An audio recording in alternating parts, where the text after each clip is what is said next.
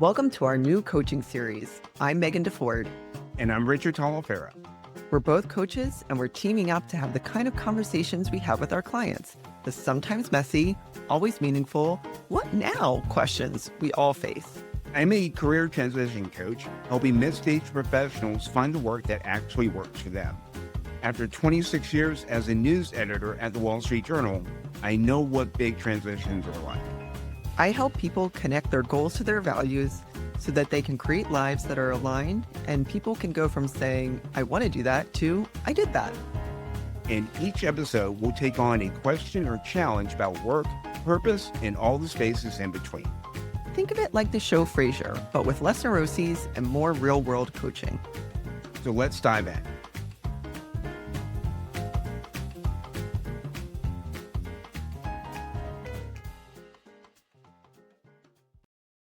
Richard, how are you?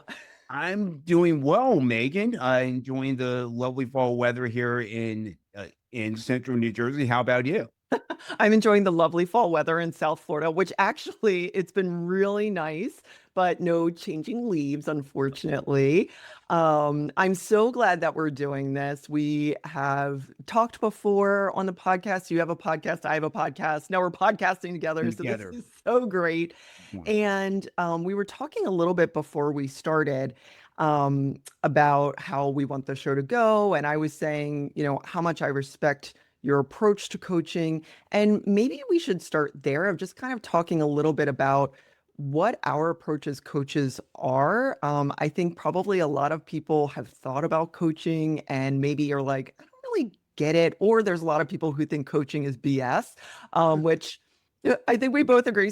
There's a lot out there. A lot of it out there. But can you talk a little bit about your approach with clients? Sure. I mean, when most people think of coaches, they think of sports coaches, like head football coach with the headset on, yelling at players to run that play better. That's not me. What we do is we will sit together on a Zoom call and we'll talk about what is happening in your world and what do you want to make it be and what steps can we take to get there. And I want to make the process fun and enjoyable and conversational and also, challenge, my client a little bit to become just a little bit better about what they want to do. I think one of the keys with coaching is accountability. And, could we do some of these things on our own? Yes. But sometimes we need a little extra push to get to where we want to be. And that's one of the things that coaches do. We are observers in a way and cheerleaders in a way. We want to see who we're sitting in front of be the best that they can be. And we work together to do that. How about you? One of the things that I hope listeners understand is there's nothing wrong with you. Like the answers are within you. And I think our jobs as coaches, we're not therapists, which we talked about before. I have actually referred people to therapists. I'm like, oh, nope, this isn't what you need.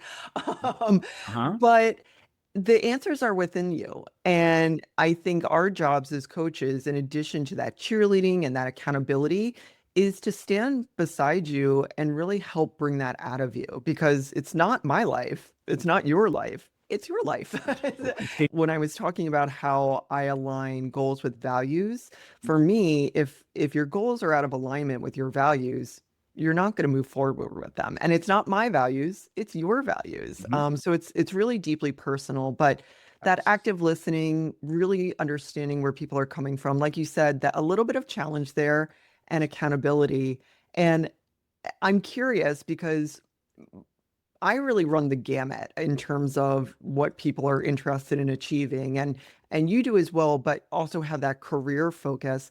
Like where do you see people getting stuck? Like what does it mean to them when they're stuck and what do you see maybe trends of around that word stuck? That's an interesting question. I think where I see people getting stuck is they've been doing the same work for 10, 15 years, Mhm. 20 years. And, maybe they don't see a path forward for them.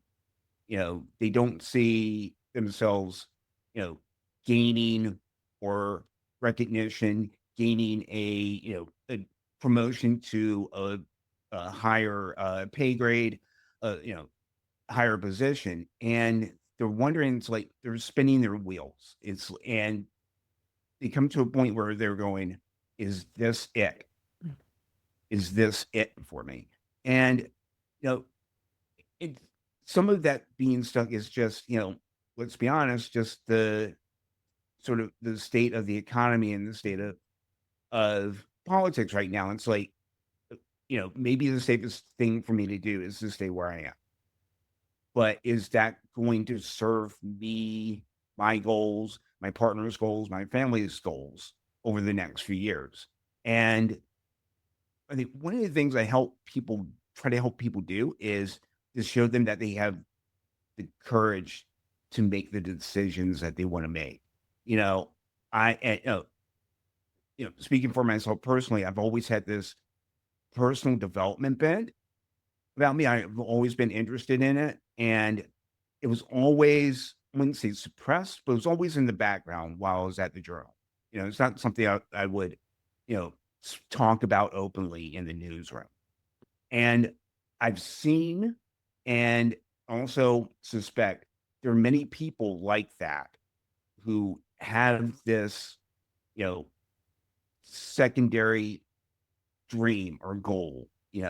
Maybe they want to work in nonprofits, but they're in sales, Mhm. you know, and they don't see a bridge from sales to nonprofits. So we help build that bridge together. Mhm. And there are people who, need support to get there. And it's one of the things I do. And sort of talking about trends, it's people, again, current situation being what is, you're afraid to make a move. And one of the things that I think people need to have is still have that vision for what they want to do. And let's figure out together how to get there. You don't have to, you know, sing the Johnny Paycheck's song, "Take This Job and Shove It," and just Yeah. walk out the door. Yeah. But let's start building a path out that door, Mhm. and let's see what else you're interested in, and let's see what we can build on that. Yeah. I love the visualization of the bridge and the terminology of a bridge. I think so many times people get stuck either for kind of two reasons. I think one is that they have a mindset of, I want to do this thing, but the economy's bad, or I've never done it before. And, Mhm, maybe a little self-judgment there of like, I've never done it. mhm, And maybe I should know how to do it. Maybe thinking of external criticism, but sort of having negative mindset. mhm. And I often think about like, where did that come from? Right. And talk back to it. Yeah, So I think some people have that in their head of talking themselves out of it before they even get started. And then the other trend that I see is starting and having sort of like a goal that isn't defined. So a really easy one, right? Like we're coming up to the holidays. Love it. It's my favorite like alcohol and cheese season. And in January it's like, okay, I'm gonna get healthy. yeah, Well, that doesn't really actually mean that much. Like that can mean a lot of different things. yes. And they go to the gym for a couple weeks and then it tapers off. And Mhm. then the next It January you're back there and I'm gonna get healthy. And so I think people start they don't have a clear vision. They haven't defined why. Like, why do you want to do this? How Mhm, is it going to change your life? How mhm, can you do it incrementally? Like you said, that bridge. A bridge mhm. isn't, one giant jump. How do you make it work for your life? Like you were talking about, how does this impact your family if you have one? How does it impact future you? Mhm. And you know, having some accountability there, I think, is really important as well. We all need that We accountability. all need Um, that, that nudge and that push to get us, Yeah. what to keep Yeah. us going. Yeah. And, and so I think sometimes like when we start and stop and start and stop and start and stop, Hmm. it's a little demoralizing, but it almost like that's the trend that you get stuck in instead of taking that one small step forward and Hmm. one small step forward. I'm curious in the career world, especially in this economy, right? Like it's a little scary to make a job change, but let's say you're like, okay, I know I want to do something else, but Hmm. like sometimes like you said like oh what if you want to go to sales to nonprofit like what about people who are like I don't know what else that I want to do, I just know like I don't want to do this. Yeah, that can be hard because sometimes it's what I sometimes find and see is that people sort of know what they want to do Hmm. outside of their job, for the next chapter, but they might be afraid to say it. Hmm. It's, might be afraid to speak it into existence because they're worried about what other people are going to think. And sometimes, you have to realize that not everybody is tuned in to what we're doing. Hmm. And we have to be brave enough and courageous enough to take that first step without having to worry so much about what are my neighbors going to think, what are my former colleagues going to think. And I mean I've felt some of that in making the jump from journalism to coaching. It's like my colleagues going to think, what my family going to think. I mean, my family turned out very, of course, very supportive, and friends are very supportive. And sometimes, we come up with stories in our heads about what other people are going to think, Hmm. and those stories aren't true. Yeah. They're not true. And in that particular case, it's a short 3-question little sequence you can do where, okay, what's the story here? How do you know that story is true? And what else might be true? Right. Yeah. And so, maybe there's somebody in your office who's like, you might think that somebody in your office is like, what is this person doing? Getting upset about, but there might be another person in the office going, I like what you're doing. And you never know where the support is going to come from. Yeah. It's sort of, you know, trying not to be too woo here, but sometimes if you put something out in the universe saying, hey, I'm going to be doing this, I'm going to be doing this particular job or role now, Hmm.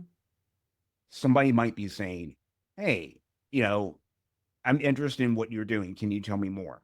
And that can be the start of a great working relationship. Yep. But sometimes we're so scared of making that first step that we never leave the start line. Yeah. And I know I struggle with that a lot in terms of not necessarily starting something. Like I'm fairly comfortable now. It's taken some time, but I'm comfortable now with like not being good at first, right? Like Right, and right. that's tough, especially Mhm. like with mid-career, like Yeah. we're pretty good at our jobs, right? Like Yeah. we know what we're doing Mhm. um and I think motherhood taught me that. It was like, I don't know what the hell I'm doing. It's like, like, whoa. Mhm. But you just do it and you get better at it and you do it every day. Yeah. And then it changes and then you figure it out. But I know one of the things that I struggle with is when I'm starting something new, whether that I'm putting out into the world, right? Mhm. Like, not a sourdough starter that I'm making or something, but like Okay. I think about what other people are going to think. And Mhm. it's never like, Richard, it is never the people who like don't like me or I don't like them. Like, I'm not worried about those people. Right. For some reason, it's like, well, what is this friend going to think? Or what is this former Mhm. colleague going to think? Mhm. It's people that I like really respect. And I have to remind myself, like, you care about them and they care about you. Yeah. All they care about is your success and vice versa. And if they don't care about your Mhm. success, why do you care? Mhm. Like, Right. but Yeah. I think it's so natural for many of us. I don't want to speak for everyone listening, but there is something about that. Like, why do we assume that people are going to think, like, what the heck are they doing? You know, what is that? I Yeah. never think that Mhm. about people. I'm like, oh, that's cool. Good for them. Mhm. Like, I don't know. Maybe it's some sort of self-protection mechanism. yeah, I yeah. mean, but the thing is that self-protection mechanism, while it keeps us safe, it can also keep us stuck. And we know stuck, right? Like I know what it is right now at this moment and not moving forward. So it's safe. Yeah, I think you're right. Yeah. Yeah. There's, you know, your brain wants to do the safest thing. Hmm. And sometimes you gotta, nudge your brain a little bit and go, all right, let's take a couple of steps in this particular direction. Hmm. All right. And then, it works out. It's not perfect, but it works out. And you take another couple of steps. Hmm. Right. And then you keep taking those steps, you build a proof of concept. Right. Yep. And I think something else that like holds us back is we expect tons of success very early. And when we don't get it, we bail. Yeah. And it goes back to what you were mentioning about, New Year's resolutions, we're gonna lose weight, go to the gym, get there for a couple weeks, not seeing results, and then then it tapers off. And it's hard. It's hard. It's Yeah. hard. Yeah. And it's it's hard, and there's value in it. There's Hmm. value in doing the hard things. Yep. And I'm a runner, all right, and I'm in the middle of training for my first half marathon in 6 years. And it's those the long runs that I do on the weekends, those are a battle. Even though Yeah. I've done them in the past, they're a battle. And it's just like it's having to prove to your brain all over again that you can run 10 miles. Hmm. Maybe you got to walk every so often, and that's okay. But it's proving to yourself that you can do this Hmm. and stacking consistency over, you know, big shiny wins. And and it's, consistency isn't, this, this straight line upwards days. It's like some days are going to be fantastic and some days are going to be a day. Yeah. And it's staying with those days will help you get through, will help you see yourself through. Yeah. Yeah. Yeah. I was gonna say, we're both runners, so Yeah. we've We've both been been through there. this. We've been there. Been there. And so I think like whatever activities that people do in their lives, whether it's running or music, you got to do the scales and it's boring, Mm-hmm. but it's the fundamentals. Or, maybe you don't have an activity like that, but think back to, when you see a child walking, whether it's your child or you've just seen a child walk, they Mm-hmm. stumble. They Yeah. stumble and no one says like, you fool, stand up. They're like, Yeah. yay, get back Absolutely. up. Absolutely. And so Right. I think keeping that in mind and with running, I mean, I always laugh. Like you'll train for some distance, 10K, half marathon, marathon, take a couple weeks off, and it's like your body's never run before. You're like, what is this? Like, what Huh? happened? Uh-huh. But it is in that process of doing difficult things and adjusting. Not every day feels the same, right? And if the goal is 10 miles, like you said, maybe you run it all, maybe you break it up, maybe you walk all of it, but did you get the 10 miles done? I think what a lot of us struggle with as well, though, is, let's take running as the example. You know the end result. You know that you're going to finish 13.1 miles. Hmm. And whether you walk, whether you run, whether it's fast, whether it's slow, whether it's whatever, right? Like you know you're going to hit that mark. Yeah. What about when you don't know the whole plan? So I've come to you and I've said, Richard, like I want to do this thing. Like I want to start coaching, right? Like I have a full-time job. I want to start coaching. I've got my certification. I've gone through a program. I've worked with practice clients. Mhm. Um, and you know, and you've talked me through putting yourself out there, like put it out to your network. You're good. Mhm. Like, I don't know what the whole plan is. So like, what would you say to me if I'm like, yeah, but I don't know what the end looks like? One thing to do is, I'm going to bring up Simon Sinek here Hmm. for a moment. And he talks about having a worthy adversary. And instead of instead of looking at that person as an adversary, look at that person as your North Star. And that's the person that I want to emulate as a coach Hmm. over the next 5 to 10 years. Hmm. You have to think that long. I mean, it's hard. It's hard to map out and see everything that that far out. Hmm. But having somebody in your mind and saying, I want to be like this person, Hmm. somebody you respect, somebody you admire, somebody who's doing it the right way. Hmm. And allow that to be a guide for you as you move along. And another thing that I would probably impress upon you is there are going to be times when it's scary. Hmm. There are going to be times when it's scary. I think the worst thing I can do as a coach is to BS people.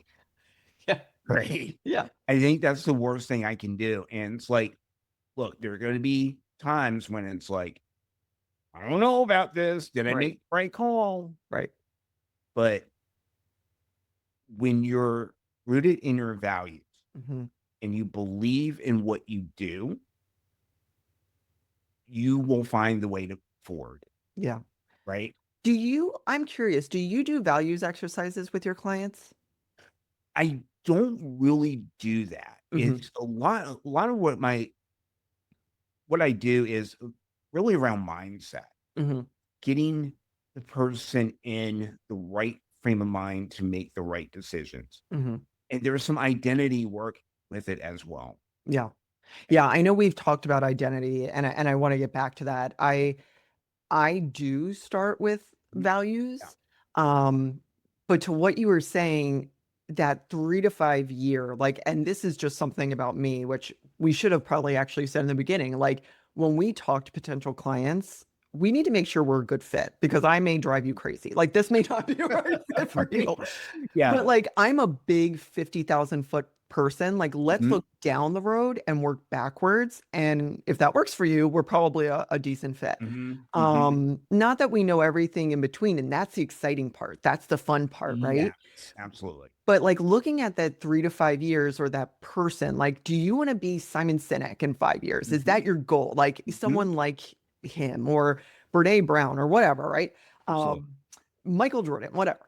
Um, and if that's the goal, okay, that's awesome. Mhm. And before we start making the pathway, I like to remind people and do some values exercises. I'm actually surprised. I just did this for myself recently. I was like, I haven't done a values exercise in a while. I was surprised. My values have shifted. Like they've really shifted in the past like 2 years. Okay. And I think it's surprising sometimes to people. Like, oh, I didn't realize these, like I kind of knew they were my values, but like I'm surprised these are my top five and being rooted in that. I think has been really helpful because sometimes you think you want to be Michael Jordan, but Right. actually you want to be Serena Williams or whatever, right? Sure. Like, Right. Uh-huh. Uh-huh. um, and I'm also curious, like the identity work, because especially with careers, and we talked about this, like both of us, I think, have had experiences where we were too enmeshed, like our identities were almost too enmeshed with our professions. Like, can you talk a little bit about that? Because I think that's more common than we think. It really, I mean, I tell people that the first merit badge I got in Boy Scouts was in journalism. Yeah. And and I'm, creeping into my mid 50s right now. And so I've been in the journalism space for literally decades. Mhm. And it really does become who you are, not Mhm. just the work, Mhm. but the place you work. I worked at one of the greatest journalism institutions in the US, Yeah. and there's a cachet that comes with that. And when but I started seeing, you know, the industry change and layoffs start to be more of a fact of life, and I was just like, okay, I'm gonna have to do some work here and some thinking about what's next for me. Mhm. And I think in looking back, that work of thinking about what's next meant I'm gonna have to probably get out of this profession. Mhm. And it's like, what am I gonna do? Who am I if I don't have this title? Who am Yeah. I if I don't work for this brand? Yeah. And come to find out, you know, it feels scary. It's like, oh, that's who I am. It's been my process over the past couple of years. It's been a real good journey of discovery Mhm. and leaning into things that I just kept in the background, on the personal development front, Mhm. and also bringing that journalistic that journalistic Right. curiosity to things as well. Yeah. Yeah, yeah, Yeah, and it's like, don't throw the baby out with the bathwater. right, Like, exactly. It's yeah. exactly. It's you don't there. Way back in the seventh grade, my history teacher had one of those bulletin board collages up, and on this collage, she pasted out on the board. The past is prologue, Mhm. and just because I no longer work at the Wall Street Journal, it doesn't mean that I'm going to forget the past 26 years that happened to me. Right. It shaped who I am right at this moment. Mhm. I think a lot of us, what that, you know, quote unquote closure, Mhm. but everything that you did got you here. Don't forget that. That's, that's grist for the mill. Yeah. Yeah. And the experiences that you've had, not only in the newsroom, but outside the newsroom, those things will shape the next chapter that you go through. Mhm. Don't forget that. Don't bury those things. It's so important to remember that, and like you said previously, like sometimes it's hard and sometimes the wins are small when many of us are used to big wins, Mhm. right? Like really big wins. And I had to adjust my mindset, allowing for those moments of surprise and joy. Absolutely, because you never know where they're going to come from or what form that they're going to take. Hmm. It's in the journey that I've been on. I've come across so many people who I never would have met if I had stayed at the journal. Hmm. They've had really positive impacts on me. So you've got to stay open. You know, it's sort of like going down a trail in the woods. Hmm. Like, you never know what's going to be around the corner. Yeah. You know, maybe it's a bear, probably not. Probably not. Maybe it's just a squirrel or a Yeah. deer. So you've got to stay open to what the path is going to be because you just don't know necessarily what the next step is going to be. Yeah. And yeah, that's scary. And it's also exciting at the same time. And I think that muscle memory that we've built in past careers or past experiences, that's what you're building. And to that point of like things will be hard, but the more you go through scary things and perceived as scary, Mhm. the easier they get. And Yeah. that muscle memory that you're building, there's a a fitness coach, Mark Carroll. He lives in Australia. I follow him on Instagram. I'm like totally obsessed with him and his little family and his weightlifting wife, and they're just like amazing, right? But anyway, what I've learned from him, not only proper formation in lifting weights, but he talks about his journey into entrepreneurship and going from, a fitness instructor and trainer, which he still is, to running a business. And he Mhm. talks often about like, if you do something, do it. And if you fail, fail quickly and move on. It's just data coming in the door. Like it's not failure. It's just, oh, this Mhm. didn't work. Let me pivot. Mhm. That's it. Yeah. That's all it is. Yeah. And he talked about having to learn that experience, especially with social media. Like he just tried a bunch of different stuff and figured Mhm. out what stuck. And I was like, what a great way to approach things of you didn't fail and give up. It's just like, oh, that didn't work. On to the Mhm. next. Like, On to the next thing. yeah, And yeah. it's sometimes we get into our job so deeply that Mhm. we don't have enough room. We don't feel like we have enough room to fail. Yeah, And especially journalism, everything's got to be right. And coming out of that, it's like, and you don't have to, not everything has to be perfect yeah, if you're an entrepreneur. And it's yeah, like, if I put a comma somewhere where I shouldn't, it's not the end of the world. yeah, Example. And it's yeah, just making sure that you give yourself enough grace, yeah, give yourself enough room to be a human being, yeah. all this, because you're, in coaching, that's who you're talking with, Right. other human beings. And when you show up for them, they are grateful for it. Hmm. And sometimes what we do as coaches, maybe we're one of only a handful of people in that person's lives who is going to show up for it. Hmm. We have to be cognizant of that. Yeah. And I think that's a great point as well, because as a coach, there's no judgment here. And the reality is my only goal is for your success. Don't go into it maybe with some editing that you might do with family and friends. Right. Like, Exactly. Exactly. As coaches, what we provide is a judgment-free zone. yeah. Yeah. Yeah. It might be the only judgment-free zone that person has in their life. Yep. Yeah. Yep. Mm-hmm. And realness. I mean, we're real people too. So, it's funny. I'll say to people like, that sucks. Like that's hard, Mm-hmm. like Mm-hmm. that's not great. Or amazing, right? Like cheering people on.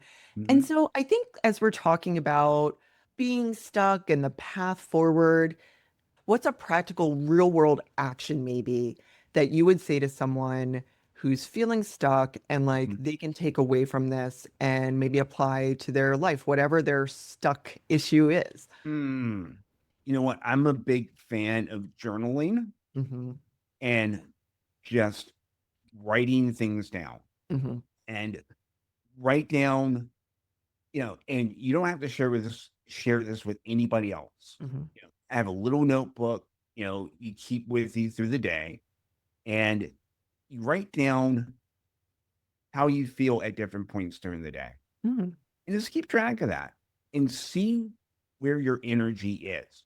See where your energy gets brought down. Hmm. Maybe you have 4 meetings a day and your energy drops. Hmm. And maybe you work with colleagues on a particular project and you get good vibes coming out of that project, or you have good, great brainstorming sessions, at lunch where it's not as formal. Keep track of that and see where your energy goes. See what's giving you energy and seeing what is an energy vampire. And that will give you some clues as to what lights you up and maybe what the direction that you need to go in.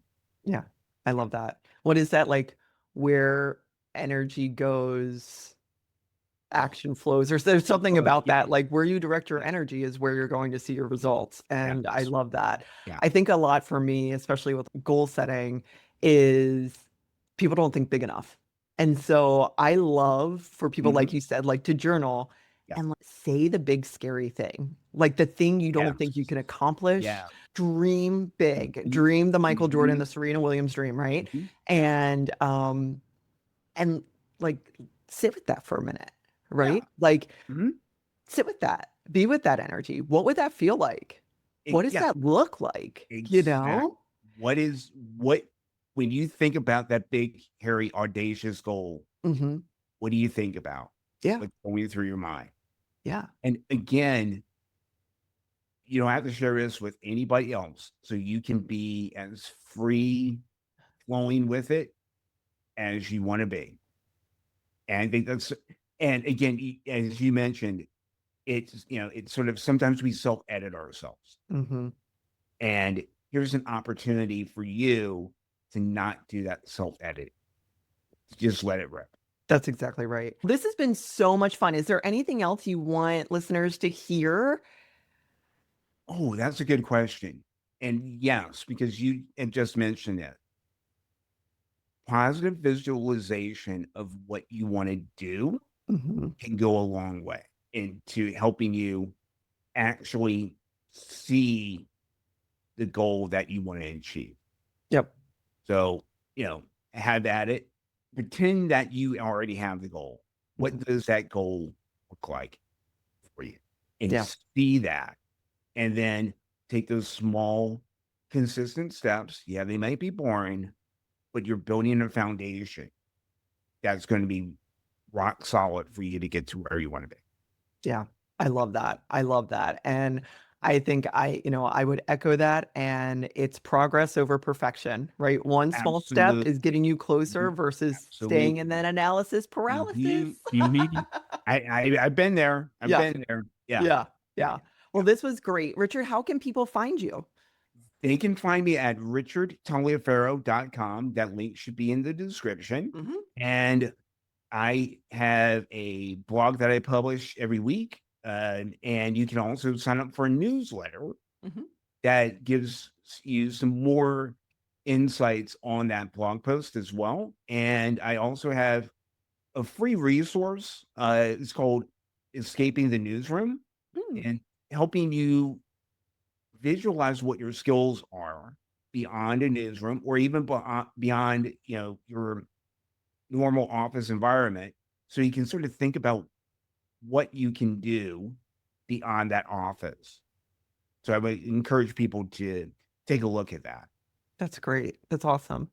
And we'll have all of that in the episode description so people can get to you. I read your blog or newsletter this morning that you sent out. Thank you. It was Thank very good. you. And if folks are interested in contacting me, I'm megdeford.com. And I know I do free consultations. So if you want to chat, talk if we're a good fit, it's free, 30 minutes. You can sign up, calendar link there. And you can always shoot me an email or something like that. Always happy to talk to you. And there's no pressure. It's just a conversation. And I also offer free Yeah. consultations as well. So Yeah. look for the link. Awesome. Great. Well, I hope that people feel a little bit more empowered, a little less unstuck. Take those Mhm. first baby steps. I shouldn't say baby steps. Take Yeah. those first steps Yeah. forward. And Richard and I are cheering you on.